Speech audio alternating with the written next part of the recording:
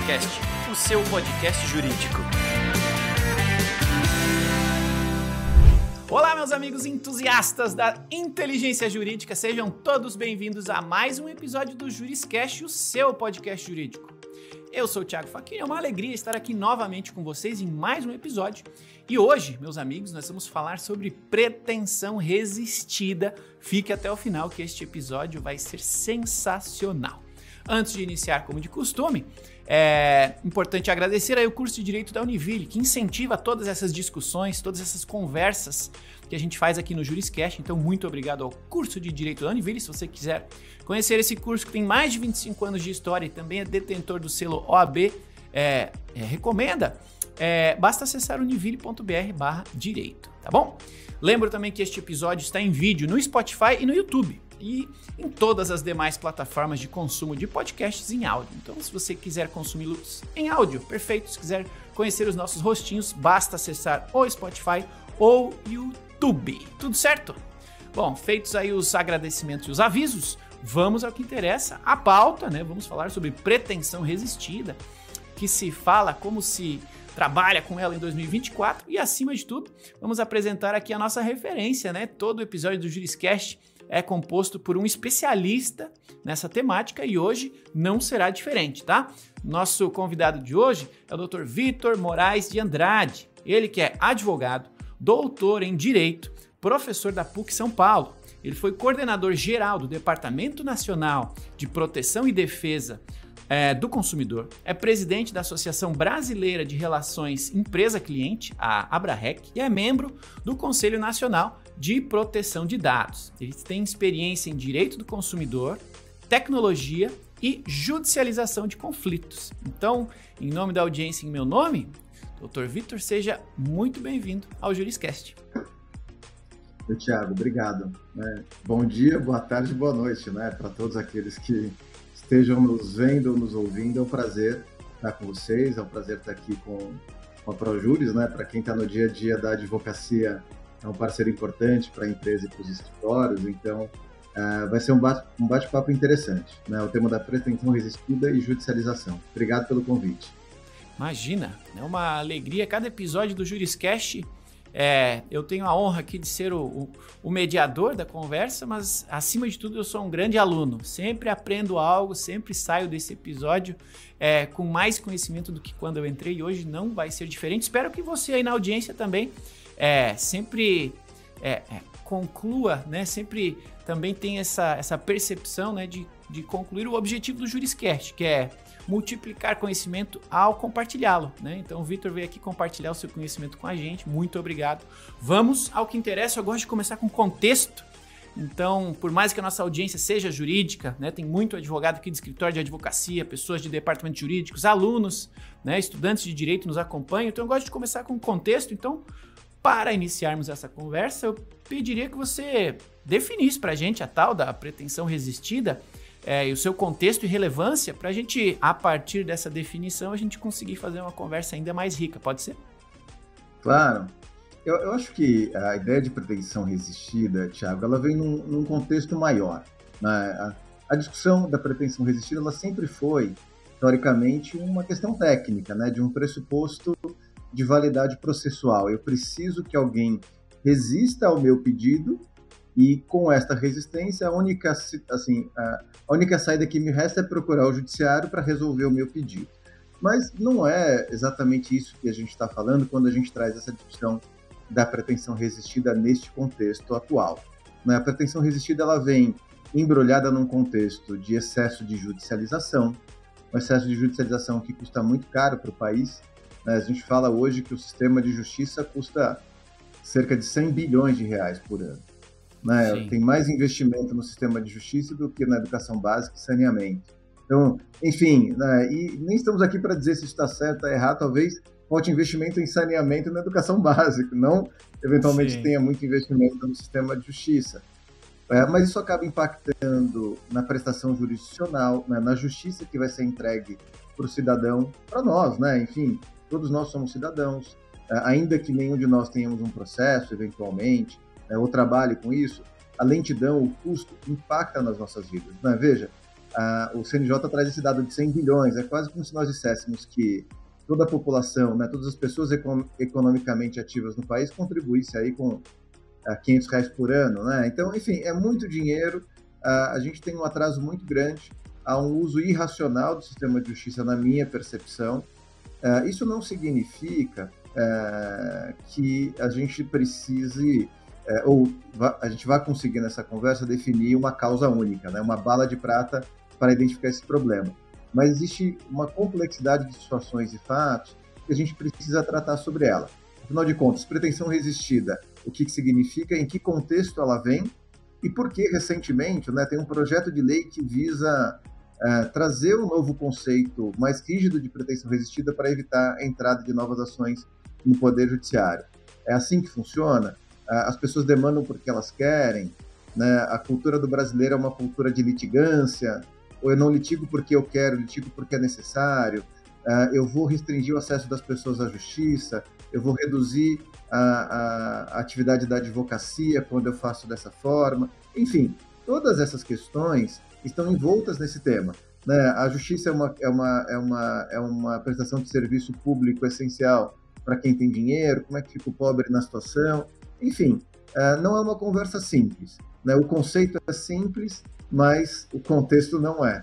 Mas vamos bater um papo e tenho certeza que a gente vai acabar essa conversa com muito mais dúvidas do que a gente começou. E eu acho que é isso que interessa nesse momento.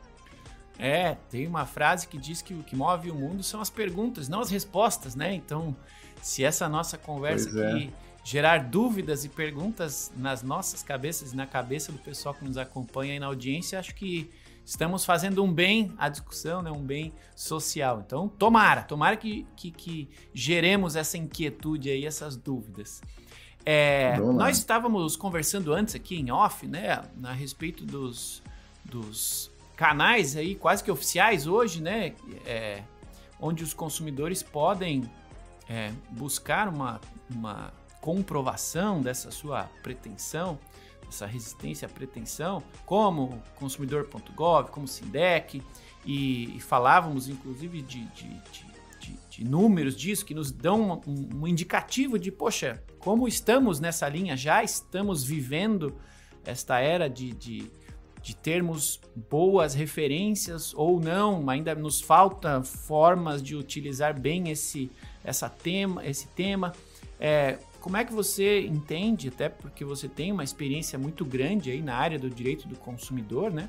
Como é que você entende que estamos hoje nessa linha, já entendemos bem o propósito deste artefato jurídico e os advogados o utilizam bem ou entendem bem para utilizá-lo ou ainda não? Como é que você acha que os números falam com a gente ou até com sua experiência pessoal, né? Estamos bem ou não estamos nessa linha? Estamos entendendo bem? Tiago, vamos dar alguns passos para trás, né, para a gente entender um pouco essa conversa. Porque quando a gente faz um recorte no consumidor, a gente está deixando muita coisa para trás. E quando a gente fala do problema de judicialização e pretensão resistida no país, a gente fala de muita coisa. A gente fala de ações trabalhistas, a gente fala de ações de execução fiscal, e a gente, claro, fala de ações de defesa do consumidor, que não é a maioria, claro, é uma grande parte. Né, há algumas dúvidas, mas eu diria que o volume de ações de direito do consumidor no país giram em torno de 30% a 40% das ações em trâmite. O maior problema de litígio no país é execução fiscal, né? Então a gente precisa dar o peso adequado para as nossas discussões, claro, para não transformar, né, a judicialização da defesa do consumidor como o grande problema do custo Brasil. Não que não corresponda, mas eu acho que nós temos um grande volume de ações trabalhistas, eu diria um volume irreal e absurdo de ações trabalhistas no país. Nós temos um volume de execuções fiscais absurdo e irreal. Nós temos um volume de ações de defesa do consumidor também. Então, a nossa conversa, ela é um corte do problema de judicialização no país. É o corte na área de defesa do consumidor. A gente poderia ter uma conversa longa aqui sobre o volume de ações trabalhistas. E só uma pequena digressão, né, mudando de assunto para continuar no mesmo assunto, né, a gente tem há alguns anos uma tentativa de mudanças de regras, de leis, para incentivar canais antigamente se chamava meios alternativos de solução de conflitos, né? Sim. Hoje, as pessoas têm preferido chamar meios adequados de solução de conflitos, porque o alternativo seria uma via ao principal, enquanto o adequado é o principal. Então, canais de mediação, conciliação, até mesmo procedimentos arbitrais em determinadas temáticas, são canais que ajudam a resolver problemas. Então, vamos lá, é quase como se nós disséssemos, quando a gente vai fazer esse recorte, portanto, a gente está falando de problemas de direito do consumidor, eu diria o seguinte: problemas de direito do consumidor, eles sempre serão resolvidos. Sempre vai ter uma solução. A grande questão é, a qual custo? Então, não há dúvida que resolver problemas de consumidor na justiça, no poder judiciário, é a forma mais cara de resolver conflitos. E, portanto, é ineficiente. Então, não significa que só as empresas deveriam ter interesse em reduzir litígios na justiça, mas toda a sociedade deveria ter esse interesse, porque é algo que custa para o bolso de todo mundo. Claro que existem demandas, que a gente pode falar de demandas justas, injustas, mas a gente não vai ficar aqui discutindo os casos concretos, né? Tem situações realmente que têm pretensões e as causas, elas são as mais longínquas possíveis. A gente pode falar um estudo de causa que a gente pode avaliar, por exemplo, será que é uma questão de incentivo, né? Olha, a questão da justiça gratuita é um incentivo para a judicialização, porque quem ajuiza tem um baixo risco de sofrer uma penalidade por processar alguém indevidamente, porque se eu processar e perder, o meu custo foi zero, porque muitas vezes o patrono advogado, ele tinha um honorário só de êxito, a justiça não cobrou nada para eu entrar, então eu não tenho uma barreira, né, de entrada para esse tipo de pretensão. Essa pode ser uma consequência. Talvez dificuldades de acesso e uma certa ansiedade de resolver problemas mais rápidos possíveis também pode ser um canal. Talvez algumas análises que vão demonstrar que a judicialização tenha a possibilidade de gerar um ganho maior para quem entra com ação. Tanto é verdade que nos últimos anos a gente vem olhando a criação de fundos de investimento, entrando nesse mercado, né, o que a gente chama de finance litigation. Então, poxa vida, eu estou falando de um sistema que vai levar justiça para as pessoas, ou eu estou olhando um grande sistema financeiro judicial, né, que vai permitir com que as pessoas defendam de uma melhor forma os seus interesses econômicos. Só fazendo um adendo, a prova disso é que a gente fez 2 episódios aqui já sobre essa temática, né, de empresas e fundos que fazem a compra aí de causas, precatórios, honorários, justamente nessa mesma linha, confirmando a sua teoria. Então, para quem quiser se aprofundar, tem Juriscast sobre isso aqui também. Então, esse é um bate-papo interessante, né? Quando a gente, por exemplo, né, eu vou voltar para o trilho, mas só ainda aquecendo os motores aqui nesse começo de conversa, quando a gente olha para os departamentos jurídicos de empresa, é comum, né, o departamento jurídico, os escritórios, terem metas para você ter que diminuir a quantidade de ações. Sim. Daí, o juiz fala assim, mas como que eu vou evitar da pessoa entrar no fórum?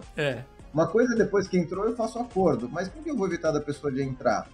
E a gente tem discutido hoje com algumas circunstâncias onde o departamento jurídico tem tido a necessidade de ter verba de marketing para que ele consiga comprar AdWords em Google para quando alguém digitar tive um problema com a empresa tal, apareça como item preferencial no buscador, não a empresa, o escritório que queira comprar aquele crédito, mas sim o canal de atendimento, o saque, o canal de ouvidoria, a indicação da plataforma consumidor.gov ou outros canais de composição.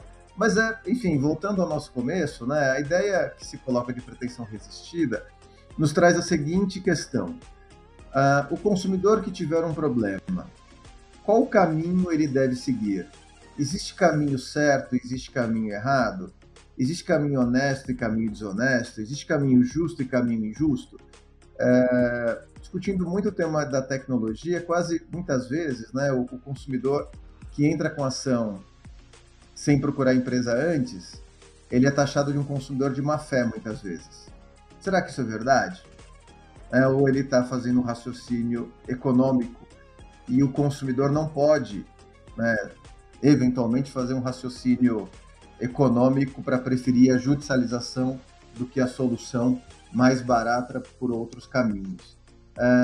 Eu advogo tenho uma advocacia empresarial, né, a minha atividade toda é nesse sentido, e alguns temas colocam em xeque algumas posições e a gente não pode deixar de discuti-las. Como que nós vamos racionalizar o acesso à justiça e a indenização para consumidores nesse sistema? Para finalizar, Thiago, e deixar passar a bola para você de novo, né, a gente tem um setor que é muito atingido, né, que é o setor aéreo e outros setores, onde se eu atrasar meu voo e eu der um Google aqui e fale, olha, antes de você entrar, eu te antecipo um dinheiro e você repassa o seu direito de processar a empresa para mim. Isso está certo ou está errado? Né? Isso é advocacia predatória, né? Como a gente tem discutido, isso é advocacia fraudulenta, isso é um uso não racional do sistema de justiça, é ausência de responsabilidade judiciária, é falta de urbanidade processual, enfim. Então, colocado o problema na mesa, agora a gente precisa, aos poucos, achar um caminho para transitar sobre ele, porque eu garanto para você que todo mundo tem um pouco de razão nessa história. Né? Tiveram alguns debates recentes, né, no STJ, em audiência pública, na Câmara dos Deputados por conta do projeto de lei 533, e todos os atores desse processo puderam colocar a sua versão. O que eu vou fazer na nossa conversa talvez seja trazer todas as versões existentes, né, até para todos que estão nos ouvindo, saber que além da minha posição existem outras, né, e cada um que busque a que melhor lhe agrade. Lhe atenda. E eu coloco a minha posição.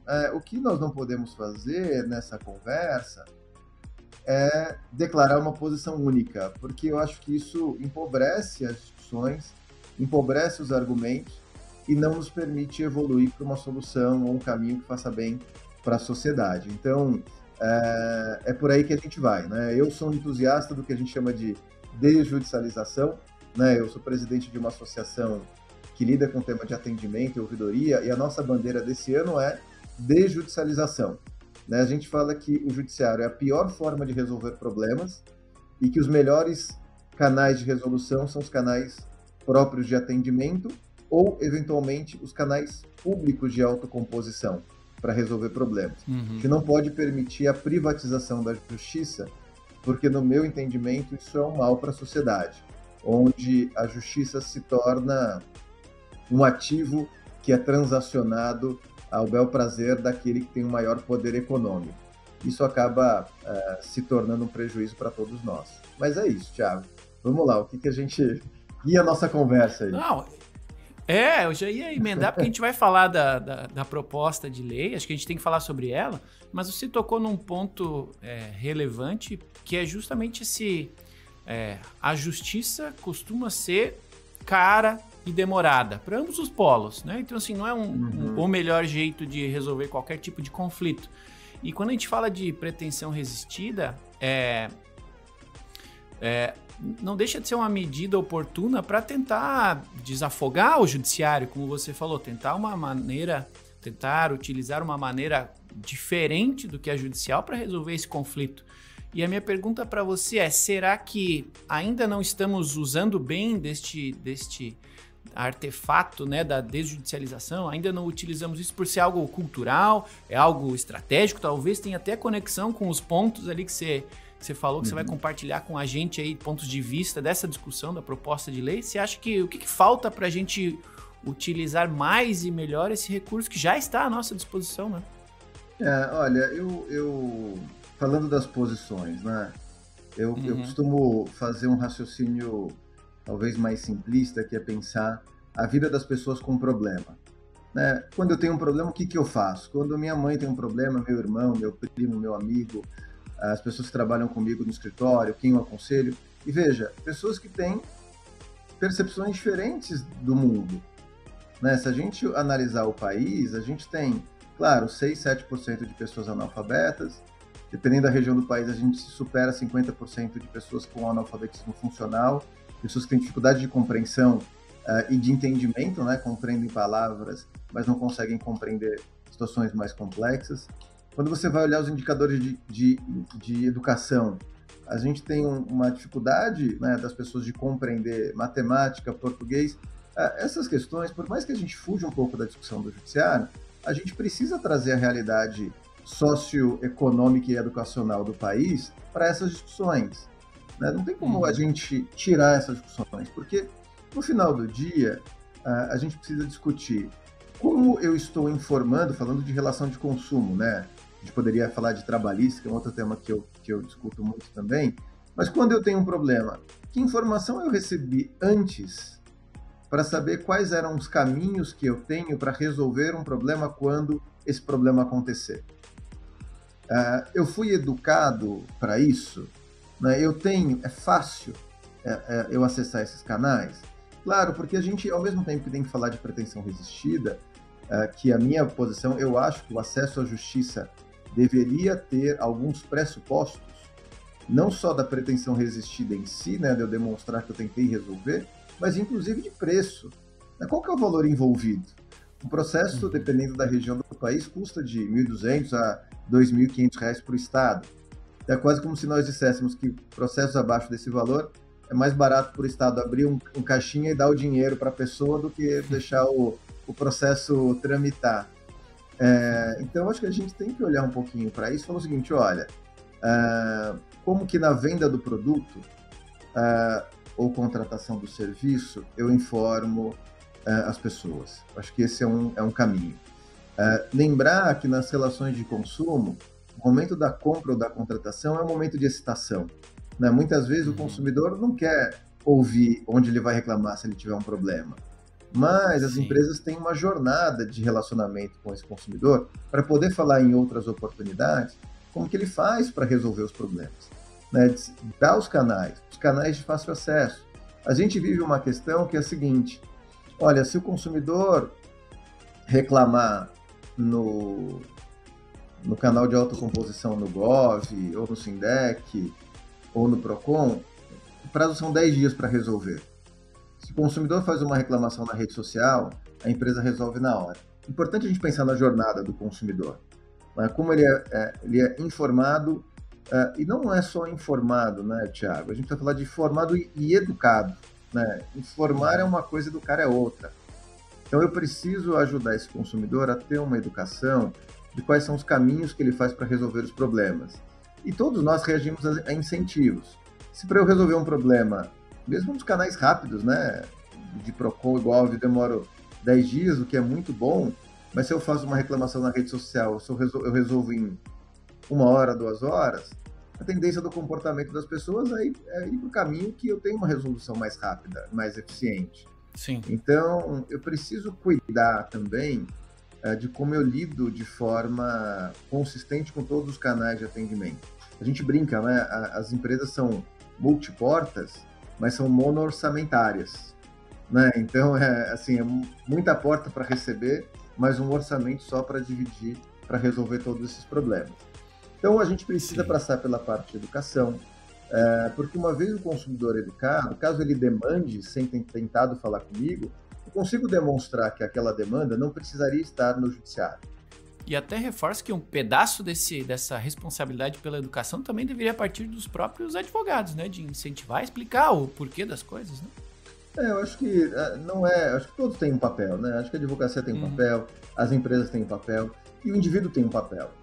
Não é? Assim, todos nós, como cidadãos, temos responsabilidade. E a gente nunca pode esquecer que o bom senso, né, o bom sensismo é algo relevante, né, a partir do pressuposto que o consumidor, né, claro, não podemos esquecer da questão da vulnerabilidade, da hipervulnerabilidade em algumas circunstâncias. Não é isso, né, não não olhar para essa dificuldade que alguns consumidores têm, mas a gente precisa partir de uma régua que as pessoas têm alguma consciência, todos consomem, compram produtos e serviços, e que de alguma maneira têm ciência que existem canais e caminhos para resolver problemas. Então a ideia da pretensão resistida, ela vem nesse contexto, né, de criar parâmetros e pré-requisitos para acesso a um serviço público essencial, que é caro. Portanto, se eu inundar o Poder Judiciário de problemas não relevantes, problemas relevantes vão sofrer um atraso para que sejam resolvidos. Então, não é interesse da sociedade que problemas que possam ser resolvidos fora da justiça sejam resolvidos na justiça. Que vai custar mais caro, vai demorar mais e vai deixar problemas relevantes no segundo plano. Mas, ao mesmo tempo, a gente também não pode deixar de lado a discussão que, se a pretensão resistida exclui do acesso ao judiciário pessoas, né? Que essa é o contraponto. Será que fixar pretensão resistida seria excluir pessoas do acesso à jurisdição, que é um direito constitucional? E parece que não, né? O fato de eu criar um rito de passagem não significa impedir o acesso. E a gente não pode confundir, na minha visão, acesso à justiça à jurisdição, que é o acesso ao poder judiciário. Esse, na minha visão, poderia sofrer algumas restrições de pretensão resistida, de valores envolvidos, de tentativa prévia de mediação e conciliação. E se isso não funcionou, claro, né, colocar um juiz, né, que é um concursado, que custa caro para o Estado, para toda a sociedade, resolver aquele problema. Eu lembro, né, no primeiro ano da faculdade, que nós líamos um livro chamado A Luta pelo Direito, do Rudolf von Ehring, e essa era uma discussão: será que o exercício do direito vale qualquer valor? Eu não posso sopesar o direito envolvido ao valor que ele custa para ser garantido? Eu acho que a gente precisa ter alguma racionalização do acesso à justiça. Então a gente tem esse cenário. Um cenário que permeia essa discussão da pretensão resistida é o que a gente chama hoje de alguns chamam, eu não gosto do termo, né, de advocacia predatória, que seria uma judicialização em massa. Inclusive, o Conselho Nacional de Justiça e diversos tribunais têm normativos onde eles tentam classificar o que é uma pretensão, uma demanda predatória, tentando separar o que é uma demanda predatória de demandas em massa. Alguns defendem que a demanda em massa é natural porque os problemas são em massa, já que os serviços não são mais vendidos individualmente, sempre de caráter coletivo, de maneira que a litigiosidade em massa ela é uma consequência da atual sociedade. Então essa é uma discussão também importante. Eu costumo dizer que todos nós devemos combater a advocacia fraudulenta, que é aquela que usa documentos falsos, onde o autor, né, a gente está restringindo a nossa conversa a direito do consumidor, onde o consumidor não sabe nem quem é o advogado, nem o que está demandando, nem o direito que foi tutelado. Eu acho que essa é uma advocacia que tem que ser banida, caso de polícia, né? Enfim, simplificando a história. A gente tem, na minha visão, ao lado disso, o que eu costumo chamar de um abuso de direito, né? O uso irracional do sistema de justiça, que são aquelas demandas que poderiam ser resolvidas em canais de autocomposição mais simples, mais barato, sejam os públicos, como consumidor.gov, ou Procon, sejam os privados, por meio do saque e ouvidoria, e elas são levadas para o judiciário, sobrecarregando o judiciário. Eu acho que isso também tem que ser combatido. E aí a ideia da pretensão resistida, que está no projeto de lei, ela pode ser bem-vinda nesse aspecto, né, de criar um rito de passagem antes de se ir ao judiciário, deixando ao judiciário aqueles casos onde realmente o consumidor, não satisfeito com a posição da empresa que foi dada, possa socorrer ao judiciário garantindo o seu direito constitucional. E claro, nós não podemos criminalizar ou demonizar a classe dos advogados que exercem a sua função de forma livre, que tem pleno direito de demandar, né, tentando garantir não um direito seu, mas um direito do cidadão. A grande questão é: precisamos racionalizar este acesso à justiça para que nós tenhamos uma justiça boa para todo o país, seja ela eficiente, seja ela mais barata, seja ela mais rápida, e que os conflitos sejam cada vez mais diminuídos, né? O debate que ocorreu no STJ, né, sobre a temática da pretensão resistida foi um debate muito interessante, com diversas posições. Na hora do judiciário falando que não cabe mais processo na justiça, né? Tem juízes julgando, sentenciando 6, 7, 8 casos por dia, né? A gente precisa racionalizar para melhorar a qualidade das decisões judiciais. E, ao mesmo tempo, pessoas defendendo que nós chegamos a esse ponto porque o sistema de justiça virou a extensão do balcão de atendimento de algumas empresas, que não mantêm uma estrutura de atendimento adequada e terceirizam para a justiça, porque pior que seja, ainda seria um caminho. Não me parece, eu não concordo com esse argumento, mas esse é um argumento que sempre é colocado. É um argumento que o consumidor não acorda querendo processar ninguém, mas ele é levado a isso porque o seu problema não é resolvido, tirando os casos, obviamente, de má-fé. Então esse é o cenário que a gente está. E aí, Thiago, acho que cada um precisa assumir um papel nesse debate. Né? O papel que eu assumo, seja como professor na Faculdade de Direito, seja como presidente de associação que trabalha com relacionamento, eu assumo um papel que os problemas devem ser resolvidos, os problemas de consumidor devem ser resolvidos prioritariamente nos canais de atendimento das empresas. No SAC, seja telefone, chat, etc., ou nos canais de ouvidoria. É mais rápido, mais eficiente e, obviamente, melhor para todos. Se esse sistema não funcionar, os canais públicos, consumidor.gov e Procon, que vão registrar no Proconsumidor. Eu tenho uma posição contrária a canais privados de reclamação. Eu acho que os canais privados de reclamação e plataformas têm incentivos muito ruins para a sociedade. Os incentivos dessas plataformas é o incentivo de quanto pior, melhor. E a gente não pode ter um raciocínio, um incentivo do quanto pior, melhor para tratar este tema. E se esses canais falharem, obviamente, sobra ao consumidor o direito de demandar judicialmente, né, mostrando que ele percorreu esse caminho. E a gente precisa, obviamente, melhorar essa trilha, deixar o consumidor melhor informado dos caminhos que ele tem, ser um caminho fácil, simples e acessível, barato para o consumidor demandar e reclamar. Eu não posso ter um sistema mais fácil na justiça do que no atendimento ou na ouvidoria. Então a gente precisa ir por aí. Eu acho que esse é um desafio de todos nós, mas é um debate que desperta paixões, né? É um debate que eu brinco, é um fla-flu, né? Você vai ter, parece que sempre de um lado, a turma do consumidor, daqueles que alegam que estariam defendendo os consumidores, você vai ter de outro lado a turma que alega defendendo o setor privado, você tem um terceiro que defende a eficiência da estrutura do Estado, e todos com um pouco de razão, né? A questão é, quem vai ter essa serenidade de falar o seguinte, olha, deixa eu pegar um pedacinho da razão de cada um e transformar numa política pública que seja eficiente, e se talvez essa política pública desagradar a todos, talvez seja a melhor, né? Que desagrada um pouco de cada um e ela consiga ficar de pé. É um pouco esse cenário que a gente tem, Thiago. É isso aí, meus amigos. Dr. Vitor Moraes de Andrade falando sobre a pretensão resistida e a judicialização. Muito importante o tema e muito rico, como vocês acabaram de ouvir nessa última colocação dele. Faz total sentido.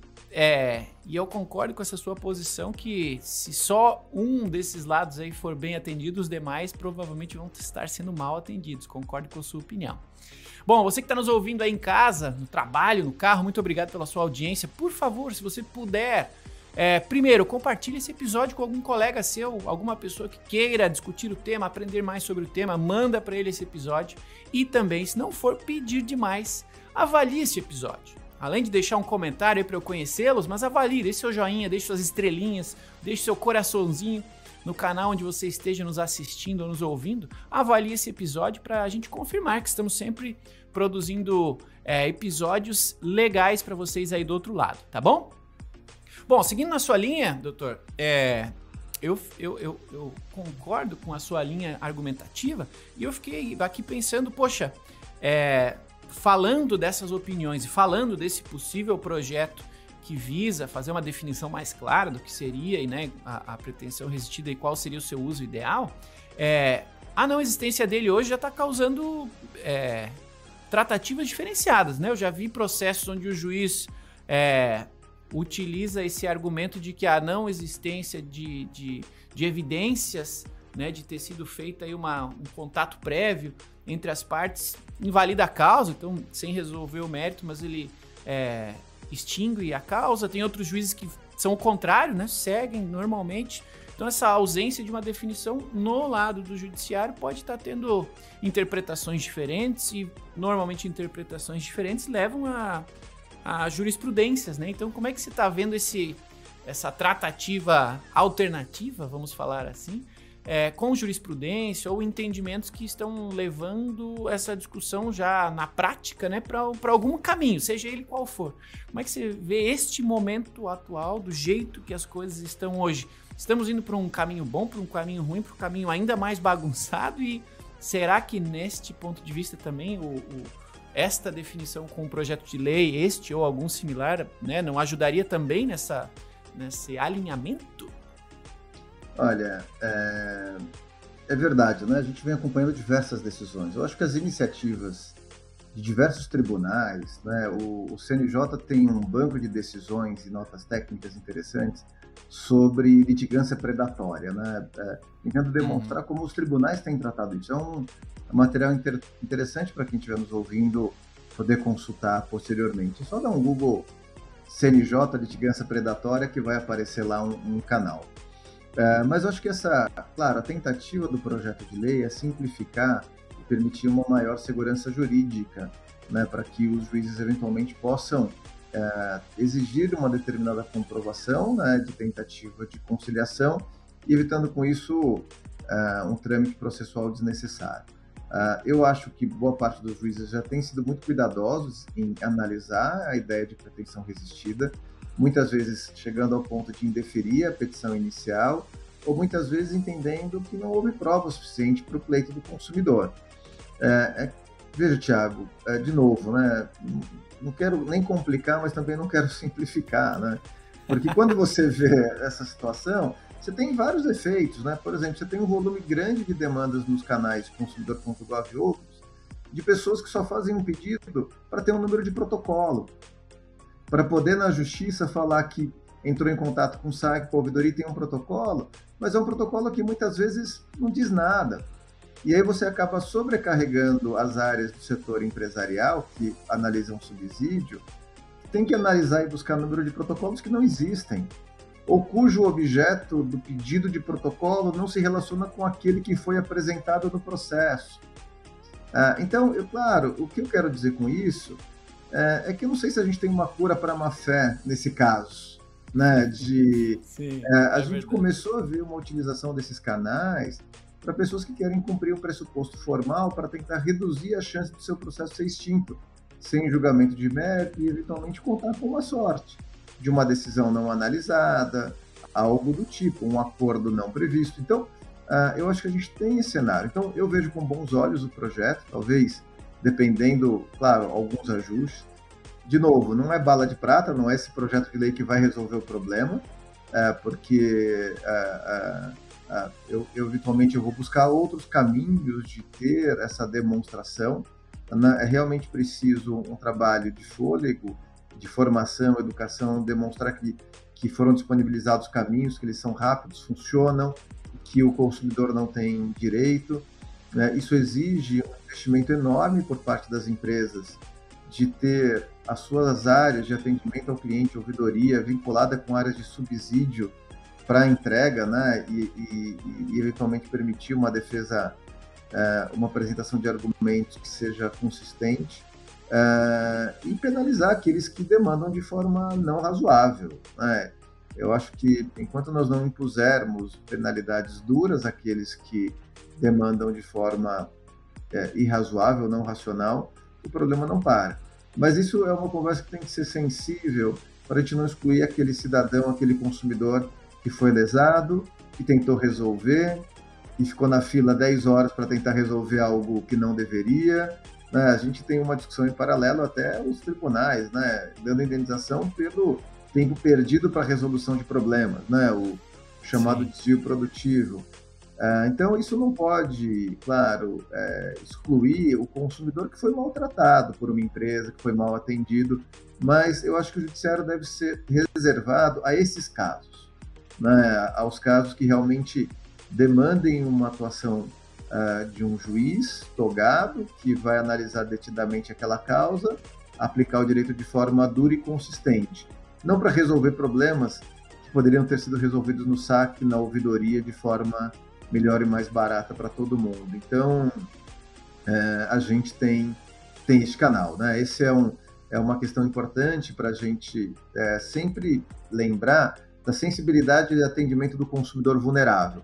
Aquele consumidor que não sabe falar direito, não sabe se expressar, não sabe buscar o seu direito, não sabe utilizar, eventualmente, as ferramentas de solução prévia e que precisam de um apoio maior. E aí as empresas têm que estar preparadas para atender com cuidado esses consumidores. Por isso que a gente, na ABRAREC, que é a associação que eu participo, a gente defende. Olha, precisamos fortalecer as áreas de atendimento e ouvidoria, porque isso nos ajuda a reduzir problemas futuros e, eventualmente, demonstrar que a empresa agiu com boas práticas e boa fé, reduzindo a litigiosidade. E tem um alerta aí, né? Realmente, nós chegamos num ponto de judicialização assustador. Seja no consumidor, seja no trabalhista, algo que não cabe, na minha visão, dentro de uma sociedade equilibrada. Mas é isso, Thiago. Falamos bastante. Legal. Que ótimo, né? Eu gosto assim. Ainda bem que dá para ouvir no 2x, né? O podcast ou não? Dá. Se a gente tivesse uma justiça que pudesse acelerar, né? Com 2x, Nossa. 3x, seria melhor. Não precisava de projeto de lei para isso. Pois é. Bom, estamos chegando aqui no final da nossa conversa. Vou fazer uma pergunta mais difícil para a gente finalizar aqui. Um pouco de futurologia, um pouco de opinião, tá? A gente falou aqui bastante sobre a pretensão resistida nesse panorama do direito consumidor.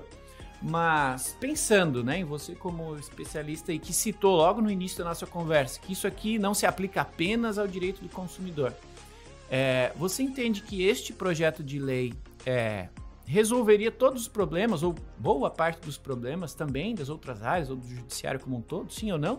E se não, o que você sugeriria para que a gente tivesse um futuro mais próspero, né? Considerando este projeto de lei, uma variação dele, ou o seu projeto de lei sugestivo aí que eventualmente poderia ajudar mais pessoas, mais naturezas de causa, né? Mais entidades nesse futuro, melhorando esse entendimento e uso da pretensão resistida. Tiago, eu acho que a ideia de pretensão resistida não é só no direito do consumidor, né? São para todas as áreas. Eu acredito que problemas fazem parte de qualquer relação, civil, trabalhista, social, e nós precisamos ter os caminhos de resolver esses conflitos que sejam mais baratos, mais simples, mais eficientes. E aí a gente tem a lei de mediação, que tem sido utilizada com bastante efetividade. Então, eu acho que nós precisamos que a justiça dê segurança jurídica a esses meios, de novo, eu não chamo mais de alternativos, adequados de resolver problemas. Então, se eu faço um acordo na justiça civil, na área do consumidor, ou no trabalhista, ou seja, em qualquer setor, tenha garantido às partes o equilíbrio, uma opção informada, a justiça tem que garantir a efetividade dessas decisões e desses acordos privados. Então, acho que isso é um bem para a sociedade. Os tribunais já vêm trabalhando com essa ideia, né? Então, nos tribunais estaduais existem as câmaras privadas de conciliação e mediação, que permitem uma privatização daquilo que é transacionável, né? E aí a gente coloca tudo que é direito do consumidor. A gente precisa passar por um processo de informação e educação para todas as pessoas, para que eles busquem esses canais eficientes. E as empresas precisam entender que o consumidor é um sujeito racional, ele exerce um raciocínio econômico. Então, se eu tenho alguém oferecendo mais dinheiro para mim para ir por um canal, eu preciso entender, né, onde está o gargalo e ser mais eficiente na minha solução. Se eu sei que eu deixei o consumidor sem sinal, eu preciso entregar para ele uma solução antes dele reclamar no PROCON, antes dele ir na justiça. E aí nós começamos a excluir das ações aquele consumidor que buscou o caminho que visava exclusivamente o dinheiro de forma indevida, né? E aí esse consumidor, de alguma forma, não pode ser beneficiado com o sistema benevolente que a gente tem hoje de acesso à justiça. Porque, veja, a gente fala muito que acesso à jurisdição é a justiça do pobre, mas alguns dados estatísticos vão dizer, olha, não necessariamente, porque quem acessa a justiça, você, em geral, claro, na grande maioria, né, são pessoas que têm acesso à informação, moram nos bairros mais privilegiados, né, dos seus respectivos estados, né, tem dados em São Paulo, né, feitos por algumas entidades que vão falar, olha, o acesso à justiça, ele ainda hoje ele é um acesso, vamos chamar assim, elitista de alguma forma. Então, eu preciso entender se eu estou defendendo o interesse do cidadão ou se eu estou defendendo o interesse de instituições financeiras. Infelizmente, hoje, essa é a realidade dos processos que valem muito dinheiro. Dificilmente um processo no TST, você vai discutir o direito do cidadão trabalhador. Garanto para você que boa parte das discussões você está discutindo direitos de fundo de investimento que já compraram aquele crédito. Isso não faz sentido na minha visão. Claro, faz sentido sobre o aspecto jurídico, racional, econômico, mas para mim não faz sentido como cidadão, né, de ver as estruturas públicas sendo utilizadas com este viés. Então, essa é a minha visão. Se eu fosse pensar qual é o caminho ideal, precisamos melhorar as informações para os consumidores e as demandas têm que ser resolvidas nos canais próprios, dentro daquela linha que nós conversamos. Tenta o saque, tenta a ouvidoria, não funcionou, vai para os canais privados, aos canais públicos, Gov e Procon, não funcionou, a justiça é o último caminho, mostrando essa situação. E se o consumidor tinha direito e a empresa não aproveitou todos esses momentos, essa via cruz que o consumidor passou, provavelmente o juiz vai poder pesar um pouquinho mais na mão naquela decisão, já que ele viu todo o caminho percorrido pelo consumidor sem conseguir resolver o problema. É assim que eu vejo, Thiago. Maravilha, Dr. Vitor Moraes de Andrade, dando a sua visão aqui sobre a pretensão resistida à judicialização. Muito obrigado, Dr. Vitor. Aqui no Juriscast eu gosto de falar que a gente inicia conversas, mas elas não terminam aqui, né? As perguntas nascem aqui, a gente segue conversando, então, além de lhe agradecer nesse momento em meu nome, né, por ter compartilhado o seu tempo, seu conhecimento conosco, quero agradecer em nome da audiência. E quero abrir o espaço aqui para você se despedir de quem tem nos assistido. E claro, se fizer sentido, colocar aí os seus canais, suas redes sociais ou os canais de contato à disposição, porque normalmente o pessoal gosta de seguir conversando, gosta de tirar dúvidas, falar mais sobre o tema que começou aqui e pode terminar fora daqui. Muito obrigado, tá? Thiago, obrigado pela oportunidade, é sempre um prazer. Conta comigo aí para qualquer debate que vocês quiserem ter nesse e em outros temas, é sempre um prazer discutir com vocês. Maravilha, muito obrigado, doutor, muito obrigado a cada um de vocês que, assim como eu, aprendeu muito neste episódio aqui, ficando nele até o final, tá?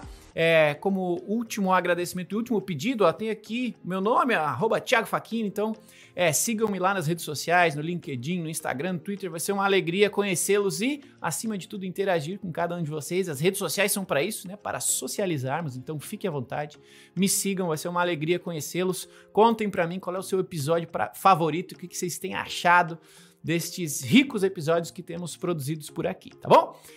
Bom, toda quinta-feira tem um novo episódio do Juriscast para vocês, então acompanhem, tem sempre um convidado de alto calibre aqui, como é o caso do Vitor, falando com a gente sobre um tema novo, um tema diferente para você e eu aprendermos. Fica aqui o último pedido para você compartilhar esse episódio. Leve para alguém que também tem interesse nessa temática, também precisa aprender conosco sobre esse tema, e assim a gente multiplica o conhecimento ao compartilhá-lo com mais pessoas, tudo bem? Nos vemos na quinta-feira que vem, novamente no próximo episódio do Juriscast. Até lá e tchau. Você ouviu o Juriscast, produção e oferecimento ProJuris, plataforma de inteligência legal, líder no desenvolvimento de software para departamentos jurídicos e escritórios de advocacia, powered by Softplan. Conheça mais em projuris.com.br.